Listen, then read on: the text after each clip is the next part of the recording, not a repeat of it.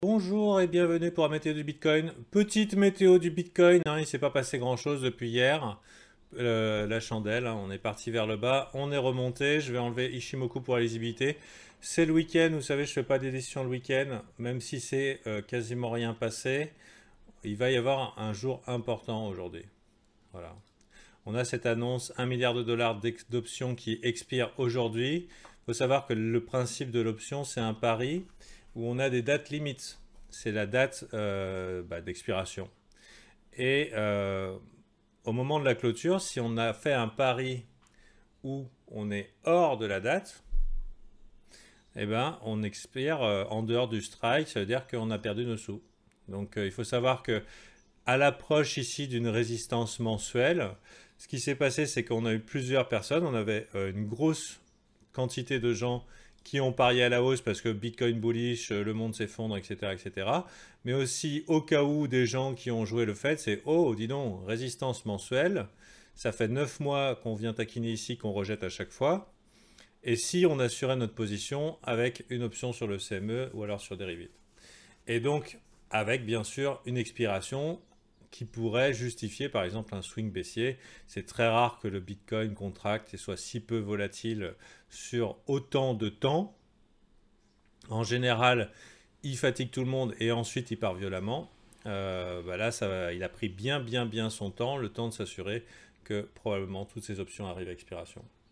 Donc, parce que le marché est créé pour prendre un maximum d'argent et faire un maximum de souffrance à un maximum de personnes en un minimum de temps.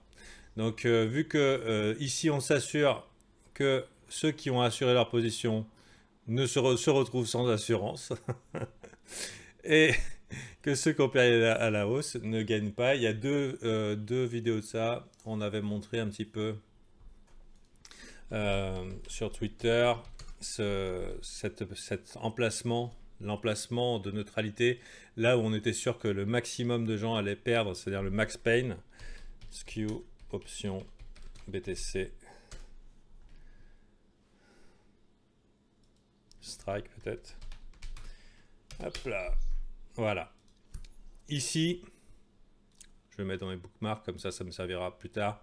Voilà, le prix est resté coincé quasiment pendant un mois entre 10 100 et 10 600, c'est pas anodin. C'est que tous ces gens-là vont gagner des sous si on sort de cette fourchette qui est la seule justement qui n'a pas été touchée par les gros volumes d'achat avec ce pari à expiration. Donc il faudra s'attendre à des mouvements. La direction, j'en ai pour l'instant pas la moindre idée. Hein. On savoura quand même qu'on est sur une résistance historique, qu'on commence à faire des structures bearish. On va virer un petit peu ce que j'avais mis ici, Ishimoku. Des structures bearish. Qu'est-ce que j'appelle structure bearish? C'est des M-top, hein, vous voyez, des M. Voilà, il y a un W, mais on refait un M. Est-ce qu'on va refaire? Ici, il y a eu des M. Donc, bon, ça hésite. Hein, on pourrait appeler ça tout simplement une consolidation. Tant qu'on n'a pas franchi les extrêmes, on est dans un range. Hein. C'est-à-dire que on spécule entre les deux. C'est un canard à la tête coupée qui navigue un petit peu au hasard. On a ici un petit trou dans le volume profile qui laisserait pas déconnant qu'on aille revisiter ici un petit peu, donc dans le processus de découverte de prix. Généralement, avant que le prix aille bouger dans une direction, on a une belle distribution bien équilibrée, pyramidale ou demi-sphérique. C'est dans le processus de distribution et de découverte de prix, c'est un peu comme ça que ça se passe. Donc ça ferait sens qu'on aille passer un petit peu de temps ici, faire peur aux gens, pourquoi pas. Maintenant, on était plutôt bull quand on avait eu formé ce W ici. La réintégration dans ce petit range, cette petite zone de baston qui date quand même, hein, ça fait quasiment 15 jours qu'on était dans cette date. On est revenu en dessous, c'est plutôt gênant. C'est techniquement ce qu'on appelle un head fake. Certains l'appellent le swing failure pattern, mais ça dépend des écoles parce que swing failure pattern peut avoir une autre formulation. Mais à partir du moment où on fait un breakout, qu'on revient et qu'on repasse la moitié ici, c'est ce qu'on appelle un head fake et en général c'est plutôt bearish. Ça ne veut pas dire que c'est une certitude. Les gens, ils cherchent des certitudes. J'ai quelqu'un hier qui vient me voir et qui me dit « Oui, Fanta, si on a la certitude que ça va descendre, je devrais vendre et racheter moins cher. » Mais le problème, c'est est-ce certain? Il n'y a rien de moins certain. Hein. ce qui est certain, c'est l'avenir du Bitcoin sur le long terme. Mais à court terme, dans ces mouvements-là d'extrême, on est dans phase de consolidation et on ne sait rien. Et je dirais qu'on pourrait très bien aller chercher les stops ici, remonter immédiatement. On n'en sait rien. Voilà, donc si vous avez une bonne position, une bonne entrée, ne changez rien. Qu'est-ce que vous en savez où ça va aller? Alors oui, il y a des probabilités que quand on voit des M dans des M, on a eu un petit peu peut-être syndrome PTSD ici. Les trois petites mèches de réjection, les trois petites chandelles de réjection, effectivement, dans cette zone, clairement, les bears ont du pouvoir. Ils ont la main. Ils arrivent à rejeter le marché. Mais encore faut-il que ça dégueule derrière. Donc ça reste encore à faire. On est toujours au niveau du point de contrôle. Même si on venait partir, ça ne serait pas déconnant de revoir un contact ici. C'est un prix où les gens aiment faire du business. C'est ce qu'indique le point de contrôle. Beaucoup de volume dans cette zone, c'est qu'il y a beaucoup d'acheteurs et de vendeurs dans cette zone, et le marché aime aller là où il y a du business à faire. Ensuite, on continue. Au niveau RSI, c'est neutral, neutral, neutral, neutralité totale et maximale, donc il n'y a pas grand-chose à dire. On a ici clairement une trendline bearish qui va nous inviter quand même à la prudence. Tant qu'on n'a pas passé au-dessus, qu'on fait une petite structure bullish, elle peut être un peu avant, hein, qu'on fasse un W de l'autre côté de la trendline, on est probablement dans un piège haussier. C'est-à-dire qu'on a besoin d'une acceptation au-dessus de cette trendline et une petite structure haussière de type W bottom ou alors plus haut sommet, plus haut creux. Hein, vous voyez ce que je veux dire? Donc avant ça, il y a sûrement des plays à faire en tant que day trader. En tant qu'investisseur, normalement, les achats, ils devaient être faits par ici. Hein. Et si vous voulez maintenant investir long terme, ben, il va falloir attendre, prendre votre mal en patience, soit attendre une zone de rechargement ici, par exemple le 6391, si un jour ça vous est proposé. Et si jamais vous ne pouvez pas, ben, vous faites monter ce Fibo jusqu'au sommet. Hein. Et qui sait, ça se trouve, un jour, ça sera 8003 ou 8009. Si vous voulez attendre bien la zone de rechargement qui vous met en position de force. Si vous savez ou si vous avez la certitude et si ça vous démange et que vous dites oh mon Dieu si ça monte et je serai malade, en tant qu'investisseur il faut vous forcer à acheter régulièrement. Donc tous les débuts de mois ou tous les débuts de semaine, vous prenez la somme que vous aviez prévue, vous la divisez par 10, 20 ou 30 et puis tous les débuts de semaine ou tous les débuts de mois à la même date vous achetez et vous faites ce qu'on appelle une moyenne. Donc si ça descend vous pouvez en acheter plus, si ça monte vous pouvez vous êtes déjà dans le train et vous gagnez un petit peu et vous faites une moyenne, ça s'appelle le dollar cost average. Sur le Bitcoin et sur beaucoup d'assets, ça a fait ses preuves, ça fait largement ses preuves, donc c'est une solution. Le problème c'est que si on attend le bottom pour acheter, en général quand c'est le moment d'acheter, les gens n'ont pas les couilles parce que ça va aller plus bas dans leur tête, forcément. Et si jamais ça se met à monter parce que vous attendez que ça soit bas, mais finalement vous ne le faites pas, pour l'avoir moins cher, mais que quand ça se met à monter en vertical, bah, vous vous retrouvez à acheter des tops. Donc se forcer à acheter, c'est une gymnastique du cerveau en tant qu'investisseur pour pouvoir en avoir sans avoir la prétention de deviner où va le marché puisqu'on n'en sait rien. Maintenant, en day trading, dans le cadre de ce méga range là, ici, de ce shop market un petit peu casse-gueule, dans le cadre de ce méga range, il y a moyen de prendre des petits mouvements. Et généralement, ça va se trade en 4 heures. C'est pour ça qu'on était particulièrement bullish ici. Il y a eu ce mouvement. Et ensuite, bah, on ne savait pas. Est-ce qu'on allait péter résistance? On ne savait pas.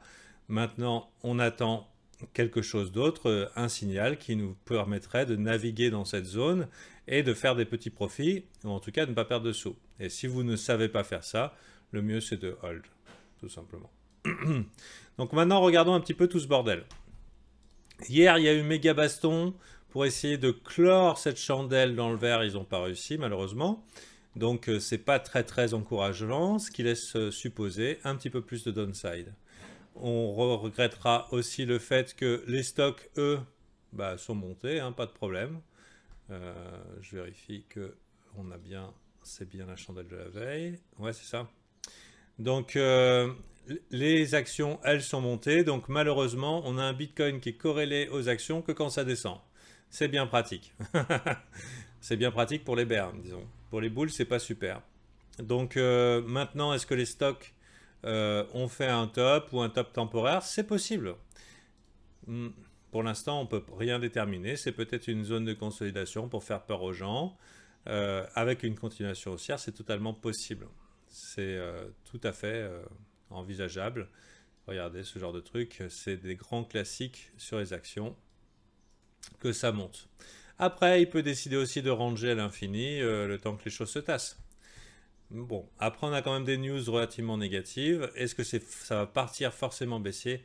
Pas forcément. Il faut savoir que en général, les sommets arrivent quand personne n'y croit plus.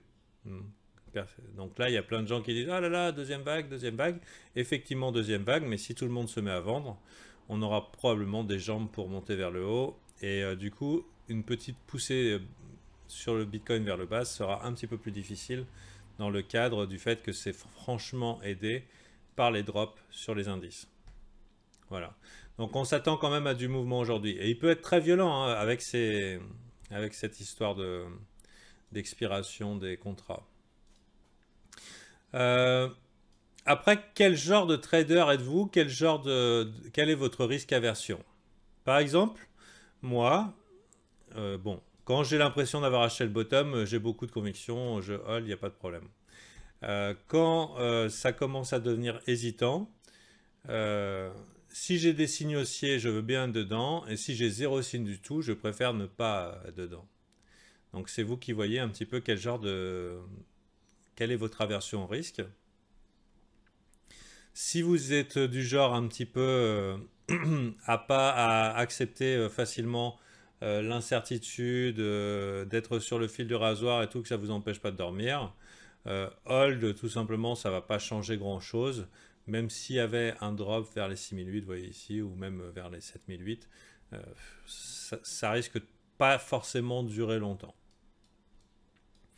Mais aussi, j'ai remarqué un truc, et vous me direz si je me trompe, mais il y a quelqu'un qui faisait remarquer hier sur Twitter, qui avait fait une vidéo sur le Bitcoin qui était bullish, et il s'est fait rentrer dessus. Rentrer dedans. Et j'ai trouvé ça très intéressant, que les gens n'ont pas envie d'entendre que ça monte. Attention, c'est un signe.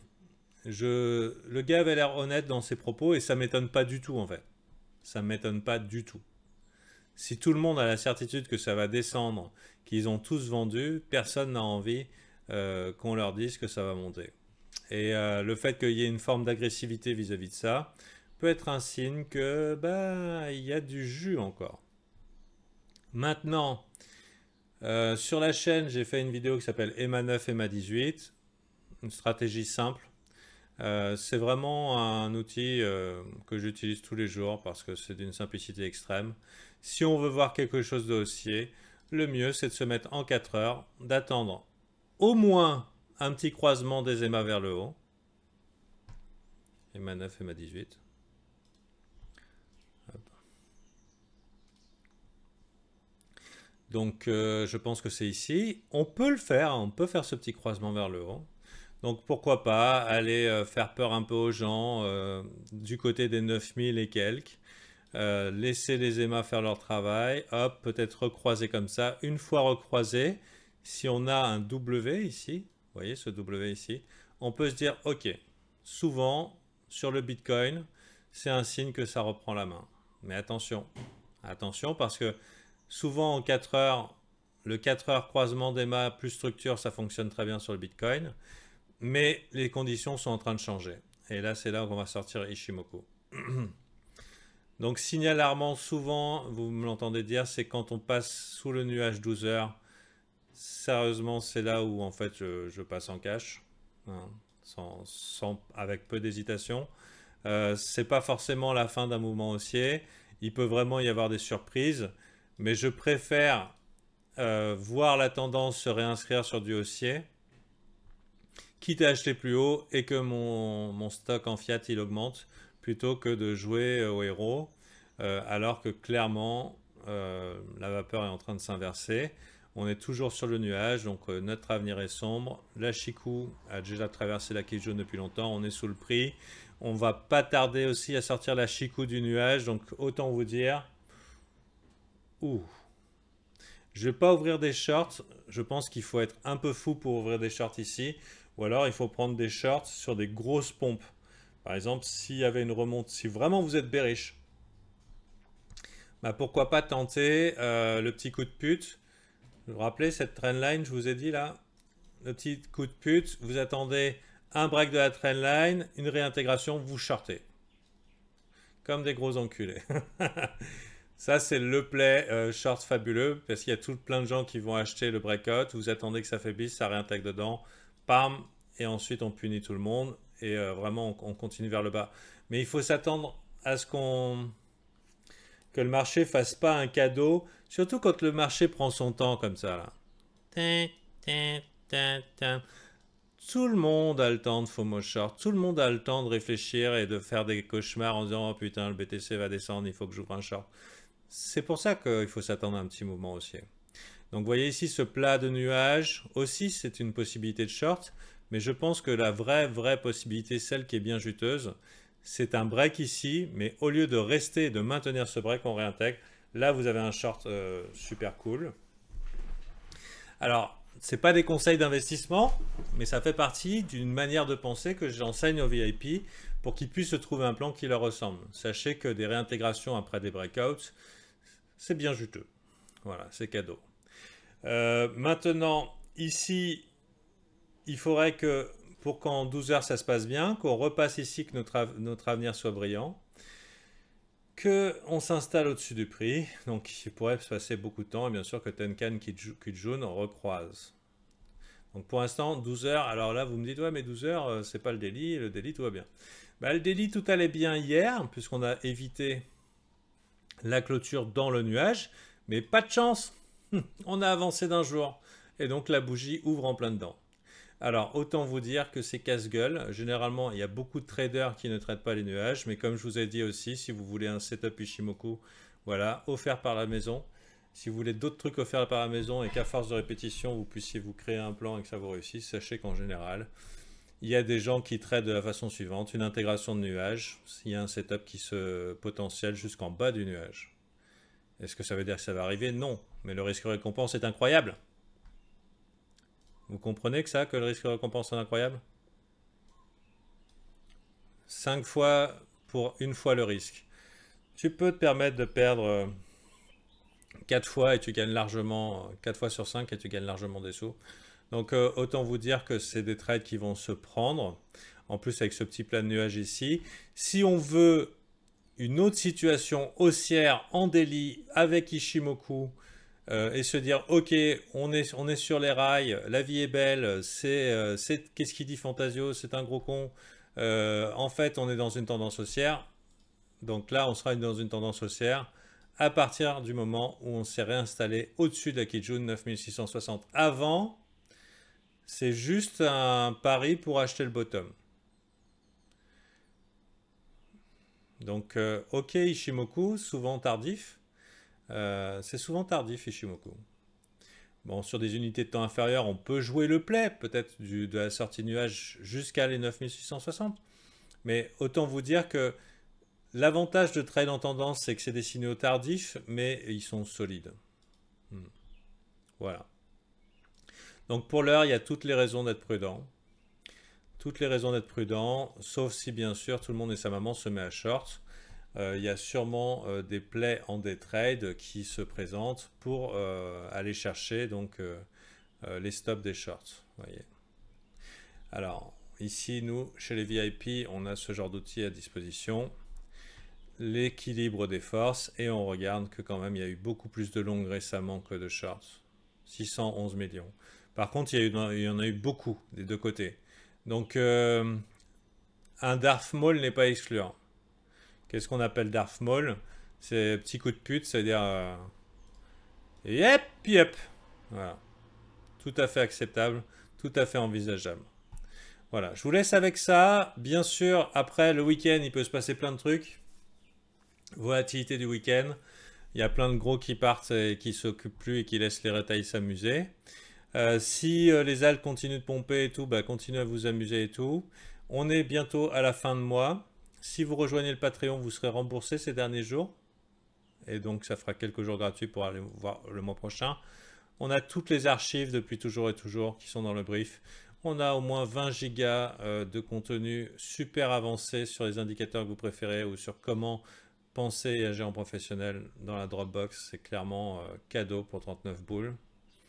Donc voilà. Et puis, si vous êtes fauché et que vous avez plein de profits avec les alts ces derniers mois, sachez que si vous voulez investir 3 ou 6 mois pour vous, ne pas payer de TVA, et puis voilà, vous pouvez le faire en crypto avec des remises ici. Voilà. Pour votre information, on est 460. Donc, rejoignez-nous et puis progressez. Le service a fait ses preuves. Donc, je pense que voilà, c'est très très important de vous mettre en situation de force sur les mois à venir. Les cryptos, c'est vraiment les bons moments pour s'y mettre. Même si on a un mois dégueulasse, sérieusement, c'est l'opportunité d'une vie. Sérieusement, c'est l'opportunité d'une vie. C'est vrai que vu que je suis confiné en permanence, ma petite entreprise ne connaît pas la crise. Allez, bonne journée à vous.